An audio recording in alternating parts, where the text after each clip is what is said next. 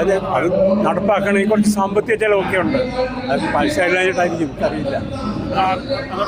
ബുദ്ധിമുട്ടിയതല്ലേ അങ്ങേക്കൊരു പ്രയാസമില്ല അവരുണ്ടോ? അങ്ങ് ഇത്ര മാത്രം ബുദ്ധിമുട്ടിയതൊക്കെ അല്ലേ?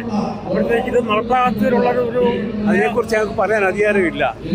കാരണം കമ്മീഷൻ്റെ ജോലി ഇപ്പം സീറോ മലബാർ സഭ കണ്ടമാനം ശ്രമിച്ചിട്ടാണ് ഇതിന് കമ്മീഷൻ ഉണ്ടാക്കിയത്. വളരെ റെപ്രസെൻറ്റേഷൻ കഴിഞ്ഞ ഏറ്റവും കൂടുതൽ റെപ്രസെൻറ്റേഷൻ തന്നു അവരാണ്.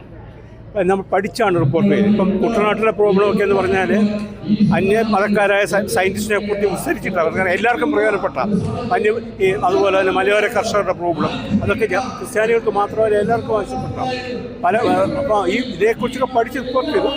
ഇനി നടപ്പാക്കേണ്ടത് സർക്കാരിൻ്റെ ചുമതല.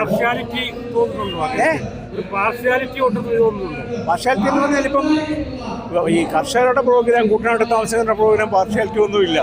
പിന്നെ സ്കോളർഷിപ്പിൻ്റെ ബെനിഫിറ്റ്സ്, ചില ന്യൂനപക്ഷ ബെനിഫിറ്റുകൾ മാത്രം പിന്നെ എല്ലാവർക്കും കിട്ടണമെന്നുള്ള രീതിയിൽ പറഞ്ഞിട്ടുണ്ട്.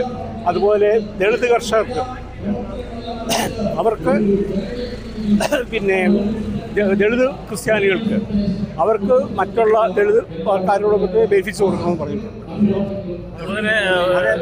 പ്രത്യേകിച്ച് അത് പാലാ രൂപതയിൽ നിന്ന് വളരെ ഭയങ്കരമായിട്ട് അതിൻ്റെ റെപ്രസെൻറ്റേഷൻ തന്നായിരുന്നു. അതുപോലെ തന്നെ സാറേ ഈ തറപ്പിതാവ് തന്നെ പറഞ്ഞു കമ്മീഷൻ എന്താണെന്നും അറിയത്തുമില്ല, സാറാണെങ്കിൽ വെളിപ്പെടുത്തുന്നില്ലെന്ന് പറഞ്ഞു.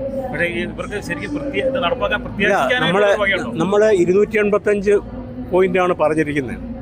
അതിലെ പ്രധാനപ്പെട്ട പോയിന്റുകളൊക്കെ എല്ലാ സെക്രട്ടറിമാർക്കും അവർ അയച്ചു കൊടുത്തു. അത് പബ്ലിഷ് ചെയ്തു. അത് ഗവൺമെൻറ് എങ്ങനെ ഇത് നടപ്പാക്കാമെന്നാണ് ചോദിച്ചേക്കുന്നത്. പിന്നെ എന്ത് ചെയ്തെന്ന് അറിയത്തില്ല.